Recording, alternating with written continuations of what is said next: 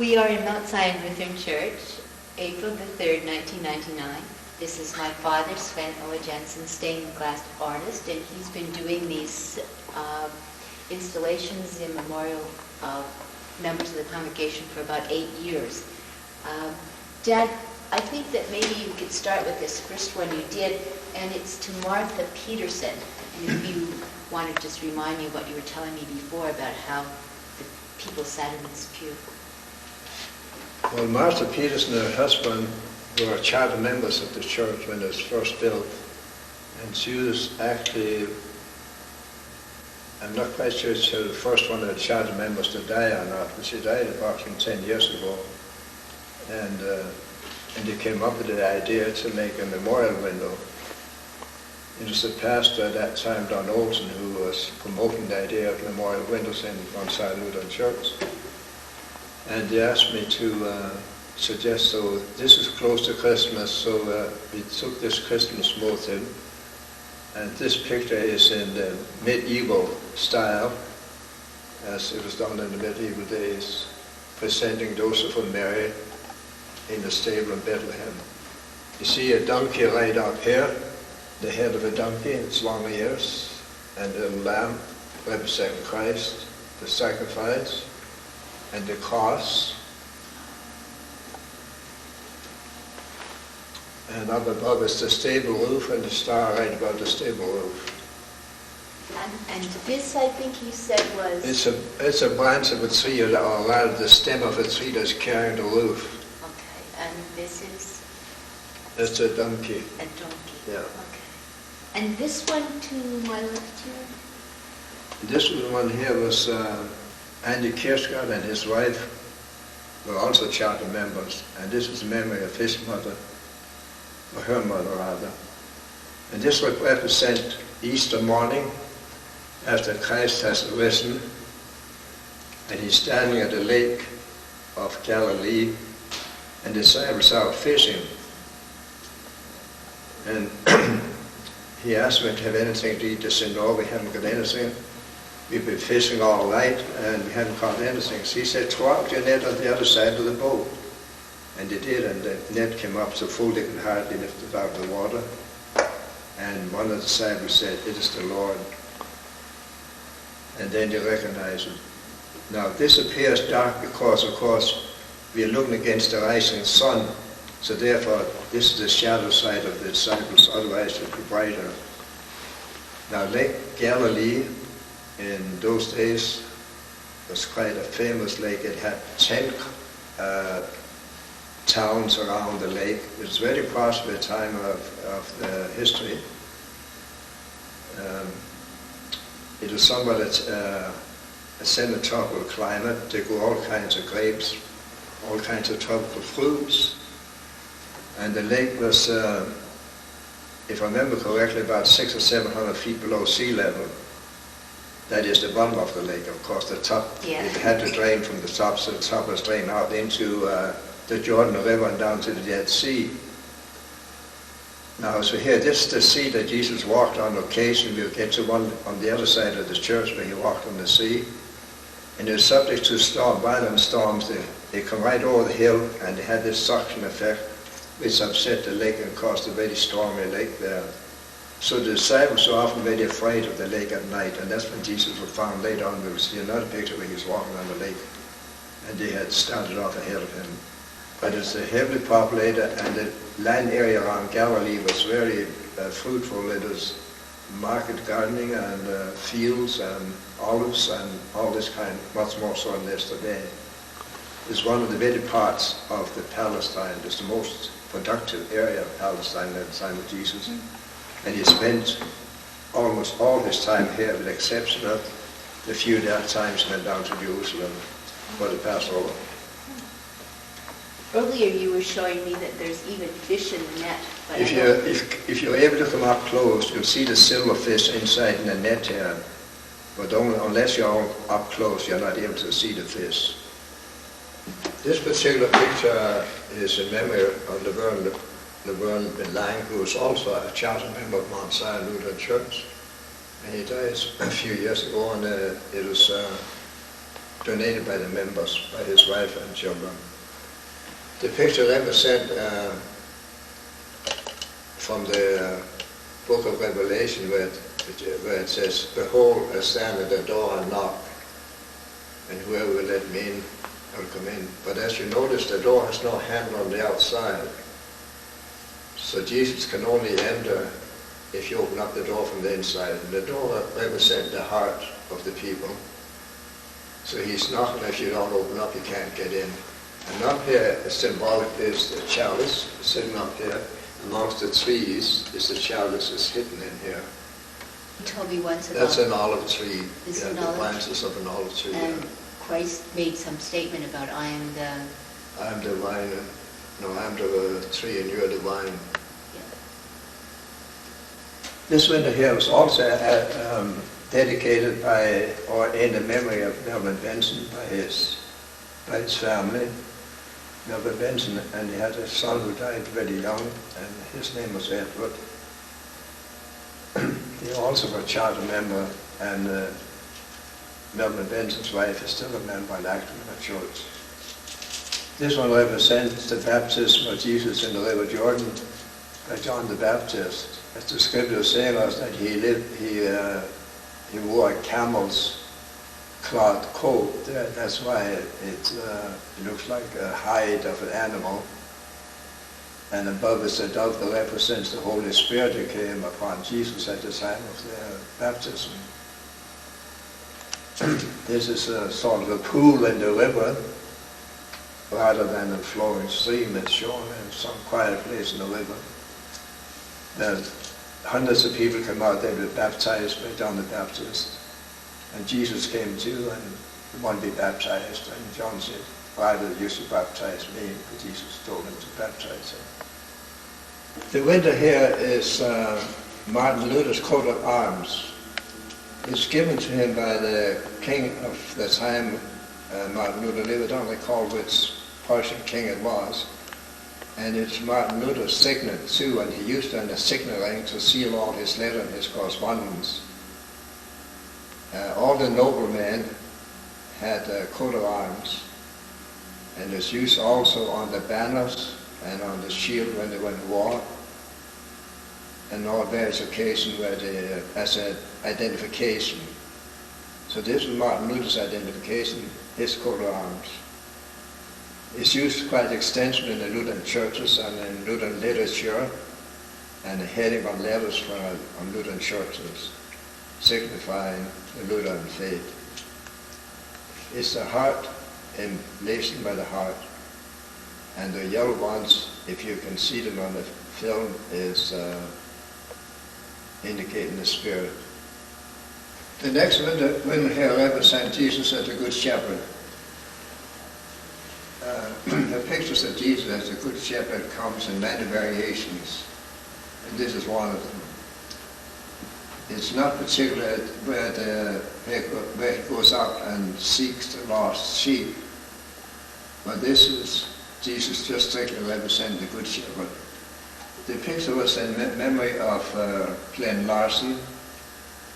His wife and family donated this window for the church, and Glenn Larson did most of the furnishings in the church at the altar up here. Did the altar, the rail, the pulpit, and the lectern. So he was very instrumental in decorating our church. And the one to the other side here is also by two charter members that no longer live here. They live in Camrose, and there's Julius and his wife, Uwe. Julius also helped to do a lot of the building. Him and Glenn Larson, that we just mentioned, they were the two men that did all the furnishings here in the church. So the hammer represents Julius as a carpenter, and his wife was the organist for several years, and she played the organ. And that's the reason for the music. The notes there, the note of joyful, joyful, we adore thee. And so they indicate the notes on the right lines too. Was this your design? The design was by an artist, a well-known artist now, Alberta, by Glenda Beaver from Camrose. she did the design for me. She does beautiful work. She's got works all over Canada and even in Britain. She's a wonderful artist. So it's designed, it's the only one of its kind. It's specially designed for this family. But most of these are also one of a kind too. Yes, yeah, they're all one of a kind. Yeah, this one's... This here is a story where Jesus on the other side of Lake Galilee. It is donated by Jacob Thames in memory of his father, who were both members of the church and very, very active in the church. So this time that Jesus, he sent the disciples ahead of him to go home, and he stayed on the other side of the lake. In the middle of the night, he came across them and walked up to them, and they saw him, and one of the disciples said, "It's a ghost." And he said, Jesus told him who it was, and he said, "It's I." And Peter said, "Oh, if it's you, Lord, tell me to come out in the water for you." So Peter jumped out. He was always so anxious to do things. He jumped out in the water. Of course, it doesn't show this picture here. There's not enough room, but he jumped out there, and of course, he started sinking immediately, afraid of the water, and Jesus had to rescue him. And shortly they were back on shore, and then he was shortly there, reached safety. This one here is also from, they're not actually charter members, but the father was a charter member of the church prior to this, where the congregation originally came from Central Lutherans, about 15 families from there. And the man and his wife here the man is a son, he's a doctor, and a son of the pastor, who is also a doctor of theology, Evenson. And the children donated this window in memory of their father, who is still alive, and the mother, who died some years ago. Now it represents Abraham going up on the Mount Moriah to sacrifice his son Isaac. The Lord had told him, was testing his faith to see if he actually had a strong faith, and asked him to go and sacrifice his son. So they go up the mountain. Abraham is carrying the fire pot with the fire. You can see the smoke coming out, and the fire in the fire pot. Isaac is carrying the wood on his back. And Isaac says to his father, "Father, here we have the fire and we have the wood, but where's the lamb?" And Abraham said, "God will provide the lamb." So they're walking up on the mountainside. And as we know, when he was ready to sacrifice Isaac, the Lord told him not to sacrifice his son, but he said there's a ram in the thicket, and he saw this ram, and he killed the ram and used it as a sacrifice. Now Abraham had been promised by God that he should have this son. He was 100 years old, and Abraham thought he was going to help God, so he had a son with his wife's maid, and this turned out to be a great mistake, because the descendants have ever after been enemies of those two, Isaac and Ishmael, was Sarah's maid's son. Now, what is not generally known, unless people read the Bible, is that Abraham had 6 sons after this. After he was 100 years old, he had 6 more sons after Isaac was born. Oh my. So very prolific. Wow. So you've got 10 more years before you start having 6 sons. Yeah, that'll be the day. So it's a very interesting story, and it's not really well known. No, I didn't. People have asked me, what does that represent? People couldn't figure out what it was. This is the only Old Testament one, isn't Yeah, it? it's only Old Testament in here, yeah. And this window was in memory of Adela and Teresa accosted by their children, the 4 children there, and they put up this window in memory. And this, of course, it hardly needed an explanation. That is the crucifixion. But what is not so obvious is that the Bible tells us there was darkness for 3 hours, and that's the reason for the colors above. The colors doesn't show that well But it's all kinds of colors actually. It's not black, but it's all kinds of dark colors, red of various shades and blue of different shades above the cross. And this represents, astronauts has told us that from outer space, this is what the world looks like, this globe here. Those colors are exactly what it looks like. So this is artistic liberty, thinking that this is what the world looks like to God when he looks from his abode and he looks to the earth, that this is what he sees there. And this is Christ on the cross. So this is the background of the earth. This is darkness that covered the earth at that time. And down the symbolic, you have the grave down here, which is still dark. The grave was coming after the crucifixion. And it's open. It's open, yeah. Yeah. This represents Jesus in the Garden of Gethsemane. Also a family here. They are not charter members, but Donna had this done in memory of her parents. Donna is very faithful. She comes every Sunday and she's very active in the congregation.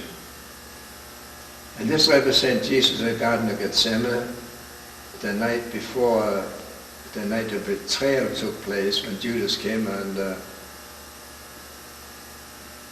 betrayed him. And he came with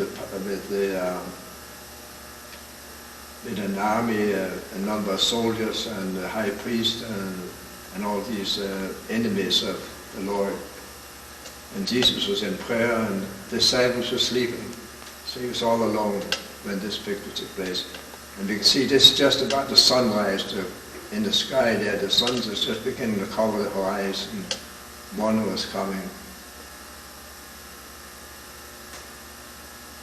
When Jesus spent the night in agony. This picture here was donated by the congregation in memory of a member, Anne Greenlees, who was a member for many, many years. And she didn't have any immediate relatives, but she had donated a sum of money to the church after her departure in memory of her. And so in memory of Anne Greenlees, they had this window made. Now the window represents Easter morning. Now there's two things about this one. It's a modern conception and as well as a scriptural conception.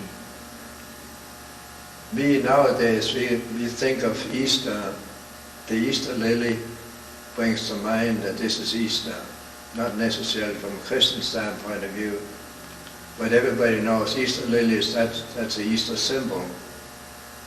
So this is the modern version. However, we see the empty tomb. Christ is risen and the tomb is empty. The sun is rising, it's Easter morning. The sun is rising above the hillsides where the tomb is. So there's an idea to bring the modern and the ancient together. These are the 10 Commandments. I made them out of soapstone. And I'll venture to say that they're just as heavy as the one Moses carried down from the mountain. As you probably recall, that Moses went up on Mount Sinai to receive the 10 Commandments from God. And he spent 40 days and nights up there. And as he came down the mountain, he saw that the Israelites were having a great big feast down there. They're dancing around the golden calf and they're just gone completely wacky. And he was carrying it, and it upset him so badly that he smashed up the stones and had to go back again and get a new set made. Now these are the 10 Commandments, I would say, is probably known all over the world, whether they're by Christians and Muslims or the various forms of Christianity, are all familiar with 10 Commandments. And the 10 Commandments is what is governing our society pretty well, whether we are believers or not. It's part of our laws. In one way or another, they have infiltrated our laws to the extent that this is the code by which we are living in a modern society, even though some people may break some of them. such as thou shalt not commit adultery. However, Or steal. or steal, yes. Or kill. Yeah. Or honor. However, there's no doubt that everybody kept these commandments, that this would be a paradise on earth. There would be no wars, there would be no hunger, there would be nothing, there would be no weeping, there would be no tears. Everything would be just wonderful. And this is what the intention was of the Ten Commandments, that you were to keep them and live peaceful with our neighbors. What about the construction of them? Can you tell us about that? Well, it's a big piece of stone and I slice it down the middle. Yeah. The stone, the script is carved out. I use special tools. I use power tools that I carve out the letters. First I write the letters by hand, and then I carve them out, and then I paint them again in the cavities so they'll stand out and they won't rub out. And then you polish them afterwards. They're polished with the stone on the water to get a high gloss. It has a real sheen and feels soft to the touch. And it's done with very fine sandpaper, about 400 or 600, to get the smooth surface, just like glass. Well, this is a famous painting by Leonardo da Vinci. Rather, it's a copy of, partly a copy. The figures are a copy, but the rest of it is my own imagination as far as colors and the depth. It's lighter than the original. The ceiling is longer. The tile on the floor is about twice the size. So there's different things that are different. Some painters show the names of the various apostles, but I don't think it makes any difference who you point out and who is who. There's only one that we know who is who, and with distinction. And this is this one here, with the purse. That's Judas. He's holding the purse in his hand. And the rest of them could be anybody. There's this bald-headed man over there, and the third from the right, bald and top. Be assumed that is Peter. Peter was the oldest one of the apostles. He was a married man. He doesn't tell us about any of the others being married, but Peter was. Jesus healed his mother-in-law. So I think lots of left to the imagination of the viewer. As I used mine, but I chose the colors and did various things. All the dishes on the table are overlaid, which gives the idea of more of a three-dimension. They're not painted on. They're cut out separate and then glued to the surface of the table to get the three-dimensional effect. This stained glass window was donated by myself and also made by myself, and it was made in memory or to commemorate our 60th wedding anniversary. Ella and Svend Jensen, married in 1938, and the anniversary is in 1998, national member. So it's a gift from Ella and myself.